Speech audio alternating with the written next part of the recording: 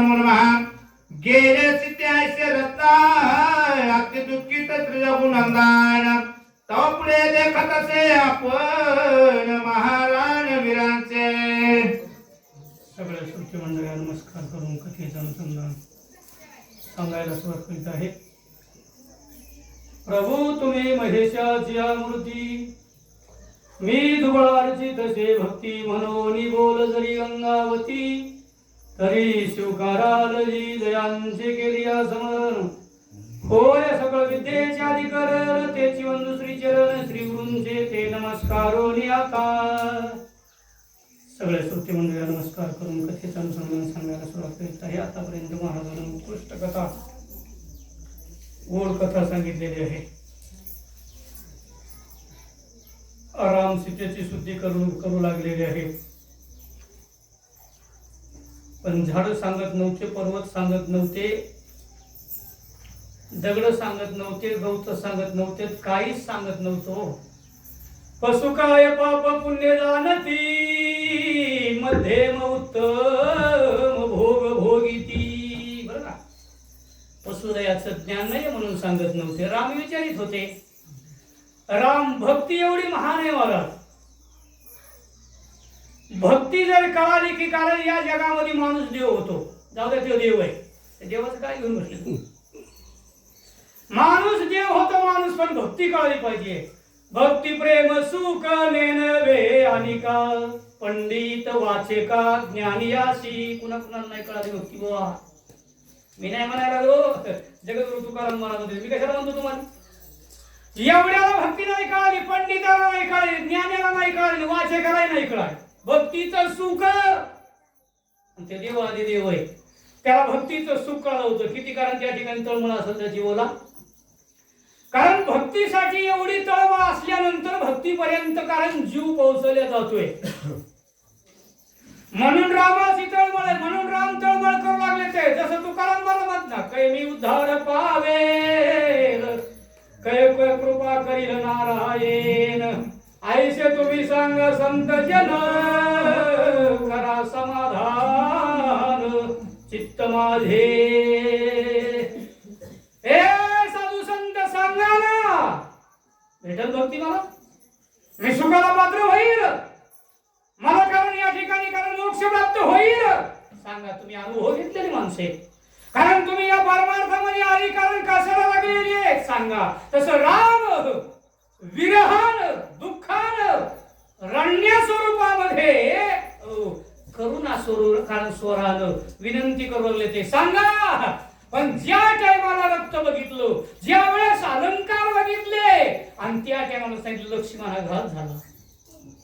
कारण भक्ती ही राहिली नाहीये जगात. घात झालेला आहे. या जागेवर रणंगण झाले, वीराचं रणंगण दिसते असं मला वाटायला लागलं. असं राम म्हणतात ते रणभूमी अवलंकित नयनी धनुष्य भंगिले भरनियो गव्हाचा पाळील दिसे धरणे मुक्त भरणे लखलखिता. राम कारण ज्यावेळेस धरणीकडे बघितलं बरं का, माणसाकडे बघितलं की अनुमान लावावं लागतो आणि अनुमानाने सांगावं लागतं काय झालंय. बरं का, एक अनुमान शास्त्र आहे, बाकीचे नाही सांगत. कारण या अनुमान शास्त्र रामाने पृथ्वीकडे बघितलं. रक्ताचा सडा झालेला आहे. सोन्याचं कारण तुलीर असणारा धनुष्य बनलेला आहे. बरं का, कारण रक्तांकित कारण पृथ्वी झाली आहे. याचा अर्थ युद्ध झाले आणि युद्धामध्ये नेत असताना दैत्याच्या भन्नामध्ये माझी सीता संपलेली आहे लक्ष्मणा. हे माझा मनोमान अनुभव आहे असं राम बोलू लागले. रथ भंगीला सचक्रे मारले पिशाच बदन खरो दंड भंगे पाळले छत्रे युद्ध विचित्र वीरांचे. लक्ष्मणा युद्ध विचित्र वीराचे रामायण नाटक चालले. कोणतं रामायण. रामायण महाराज लय मोठे बरं. नाटक रामायण वेगळं, विनोदी रामायण वेगळं. बरं का, 9 प्रकारच्या रंगामध्ये नवविध भक्तीमध्ये निर्माण केलेलं रामायण आहे. या जागेवर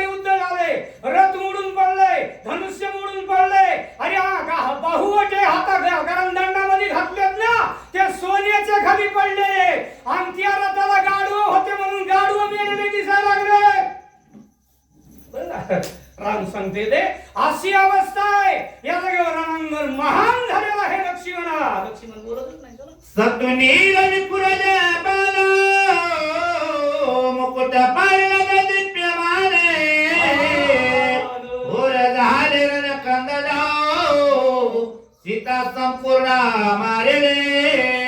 अरे राम लक्ष्मणा सीता मारली आहे. बाण इकडून पडलेले दिसते ते. घोरांदर रणांगण झालेलं आहे. सीता वाचली नाहीये एवढी तळमळ आहे. पण किती जरी तळमळ असली का जो जाण काढायला त्याला माहित आहे. त्याला माहित आहे कारण या जागेवर यांची तळमळ भक्तीसाठी आहे. पण भक्ती आज भेटत नाही ना. मग काय बोलून म्हणून लक्ष्मण गप्प हे सांगू लागला सीता गेली या लोकात नाही राहिली. आता काय करायला पाहिजे असं अनावर येऊन दुःखाने होत होऊन राम विचारू लागले. सीता अतिशय सुंदरा निज निमित्त निशाचरे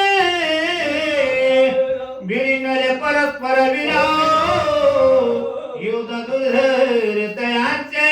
रामानं दुसऱ्या वेळा सन्मान लावला. सीता सुंदर आहे आणि सुंदर वस्तूला डोळे बघतात आहे. कुणा कुणाचे नाही बळी गेले बोला रे ऐकणारी. रूप विषयाला कोण नाही भरला म्हणजे राक्षस आहेत. राक्षस म्हणजे अज्ञानी. अज्ञानी राक्षसाचा अर्थ काय आहे? अज्ञानी आहे. ज्ञानी माणसं जरी रूप दिसलं तरी मनाला सांगते ए मना नको नको मना गुंतू काळाला जवळी घासावया.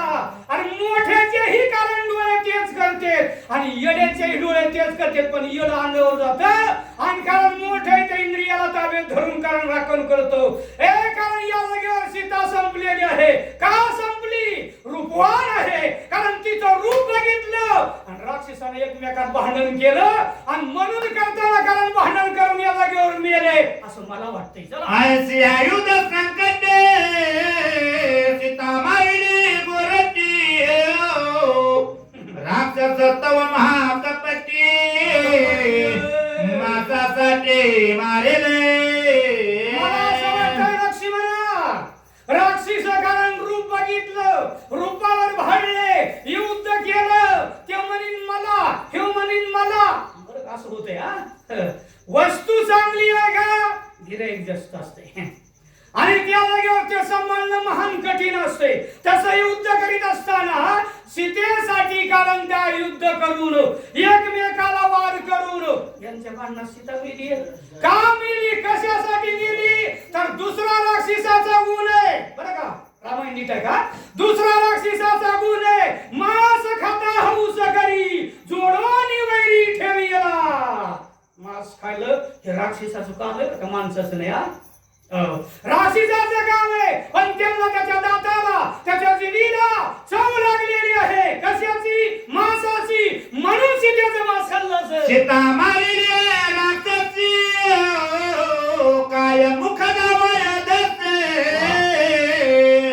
काय सांगो जनकापासी क्षत्रिय धर्मासी राजा. राम म्हणू लागला लक्ष्मणा सीता मारली आहे. सीतेचं मांस खाल्लंय.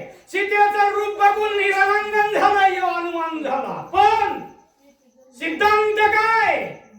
अरे ज्या जनकाची मुलगी सीता आहे विदेही जनक संसार करून विदेही होता. परमार्थ करून सुद्धा होईना. परमार्थ करून सुद्धा विदेही होईना दादा. विदेही होण्यासाठी माझी आई श्रीकाया जवन आहे. त्याचं नाव विदेही. बरं का काया कायामध्ये माझं शरीर नाही आणि मी शरीरामध्ये नाही. मी भगवंता पूर्ण झालोय. त्याचं नाव विदेही अवस्था आहे. काय नाव याचं? विदेही अवस्था आहे. आणि त्या विदेहाची सीता आहे. आणि मग सीता जर चोरीला गेली आहे सीता जर कानवनामध्ये गेली आहे माझ्यासारख्यानं क्षत्रिय धर्माला लाज लावली. कोण म्हणतोय? राम म्हणायला लागलाय क्षत्रिय धर्माला लाज